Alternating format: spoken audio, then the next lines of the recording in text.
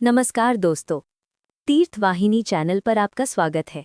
इस वीडियो में हम पुराणों की समृद्ध कथा, परंपरा, उनके ऐतिहासिक संदर्भ और सनातन धर्म में उनके महत्व को समझेंगे।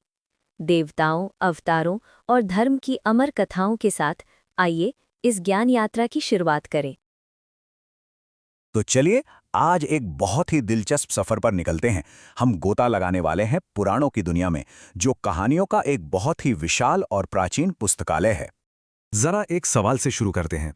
कोई भी सभ्यता अपने सबसे जरूरी ज्ञान को, अपने इतिहास और अपनी सोच को हजारों साल तक पीढ़ी दर पीढ़ी आगे कैसे बढ़ाती है?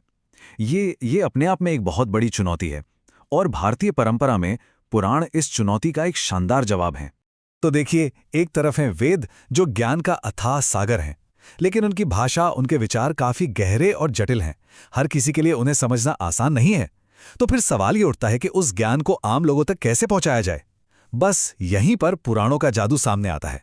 उन्होंने वेदों के उन्हीं गहरे सत्यों को लिया और उन्हें बदल दिया दिलचस्प, भक्ति से भरी कहानियों में, जिनसे हर कोई जुड़ सके, जिन्हें हर कोई समझ सके। और इन्हें सिर्फ कहानियों की किताब समझने की गलती मत कीजिएगा। जरा सोचिए, छांदोग्य उपनिषद जैसा महान ग्रंथ पुराणों को 5वां वेद का दर्जा देता है। ये कोई छोटी बात नहीं है। ये उन्हें वेदों के बराबर एक पवित्र स्थान देता है, जिससे पता चलता है कि इनका महत्व कितना ज्यादा था। तो ये जो शब्द है पुराण, इसका असल में मतलब क्या है? इसका सीधा सा मतलब है प्राचीन या पुरानी कथा। लेकिन इनका मकसद सिर्फ पुरानी कहानियां सुनाना नहीं था। नहीं, इनका असली काम था वैदिक ज्ञान को और खोलकर समझाना, धर्म को इतना आसान बनाना ताकि समाज का हर इंसान, चाहे वो विद्वान हो या एक आम आदमी, उसे अपनी जिंदगी में अपना सके। तो आज के इस सफर में हम क्या क्या देखने वाले हैं, एक नजर डालते हैं। हम समझेंगे कि इन्हें 5वां वेद क्यों कहा गया, ये कहानियां आवाज से किताबों तक कैसे पहुंची, इस विशाल लाइब्रेरी को कैसे ऑर्गेनाइज किया गया, इनके 5 सबसे मुख्य विषय कौन से हैं, और कैसे इन्होंने एक पूरी सभ्यता को आकार दिया। और हां, आज भी ये हमारे लिए उतने ही जरूरी क्यों हैं। तो चलिए कहानी की शुरुआत से शुरू करते हैं, मतलब उनके सफर से। पुराण हमेशा से लिखे हुए नहीं थे।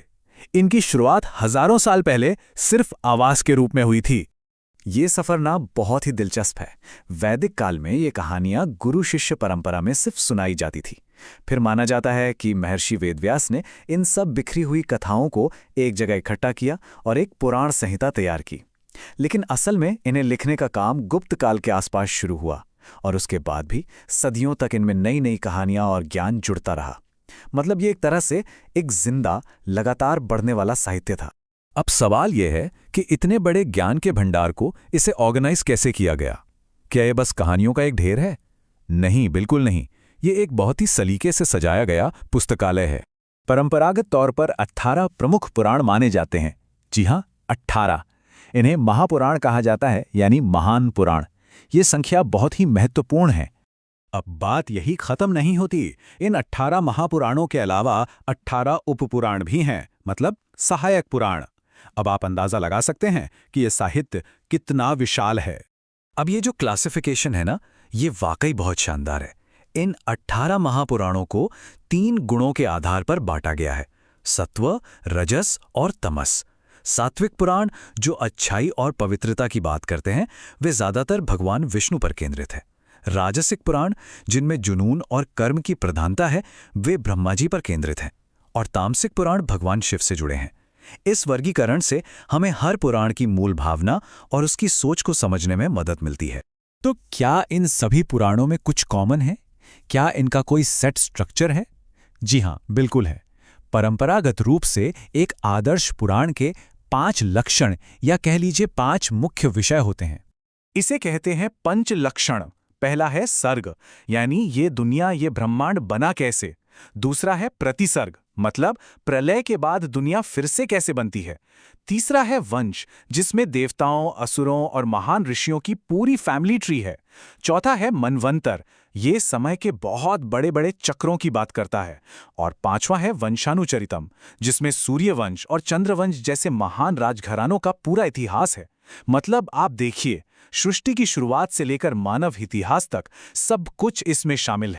अब बात करते हैं इनके असर की, कि कैसे इन ग्रंथों ने सिर्फ ज्ञान नहीं दिया बल्कि एक पूरी की पूरी सभ्यता को गढ़ दिया, उसे आकार दिया। पुराणों को सिर्फ धार्मिक ग्रंथ समझना एक बहुत बड़ी भूल होगी। ये तो एक तरह से कल्चर के एनसाइक्लोपीडिया हैं। इनमें आपको कॉस्मोलॉजी और एस्ट्रोनॉमी मिलेगी, मेडिसिन और मिनरोलॉजी मिलेगी, ग्रामर, मंदिर बनाने की कला, तीर्थ यात्राओं का भूगोल और तो और कानून, नैतिकता और फिलॉसफी, क्या नहीं है इनमें। ये प्राचीन भारत के ज्ञान का एक खजाना है और इसका असर समाज की रग रग में दिखता है। भारत में जितने भी बड़े भक्ति आंदोलन हुए, उनकी प्रेरणा पुराणों की कहानियां ही थीं। हमारे ज्यादातर त्योहार, व्रत और रीति रिवाज सीधे सीधे पौराणिक कथाओं से ही निकले हैं। मंदिरों में जो हम मूर्तियां और कला देखते हैं, वो सब पुराणों की कहानियों का ही चित्रण है। साहित्य हो, नृत्य हो या संगीत, हर कला पर इनकी गहरी छाप है। तो अब सवाल उठता है कि क्या ये हजारों साल पुरानी बातें आज की इस मॉडर्न दुनिया में भी कोई मायने रखती हैं? इसका जवाब है बिल्कुल। पुराण कोई इतिहास की किताबों में बंद चीज नहीं है। ये आज भी जिंदा हैं, एक जीवंत परंपरा है। आज भी टीवी सीरियल से लेकर फिल्मों और बेस्ट सेलर किताबों तक इनकी कहानियां नए नए रूपों में हमारे सामने आती हैं। और आज भी ये दुनिया भर में लाखों लोगों के लिए प्रेरणा और मार्गदर्शन का एक बड़ा स्रोत है। ये एक लाइन है जो इनके महत्व को बहुत खूबसूरती से बताती है। पुराण झरोखे हैं अमर भारतीय संस्कृति के। ये सच में उन खिड़कियों की तरह हैं जिनसे हम भारतीय सभ्यता की आत्मा में झांक सकते हैं। और आखिर में एक सवाल के साथ छोड़कर जाते हैं। हर सभ्यता, हर पीढ़ी अपनी पहचान बनाने के लिए कहानियां कहती है। पुराणों ने प्राचीन भारत के लिए वो काम किया। तो हमें सोचना चाहिए, आज की दुनिया में हमारे पुराण क्या हैं? हमारी वो कौन सी कहानियां हैं जो हमारे मूल्यों और हमारे ज्ञान को अगली पीढ़ी तक ले जाएंगी? है ना एक दिलचस्प सवाल।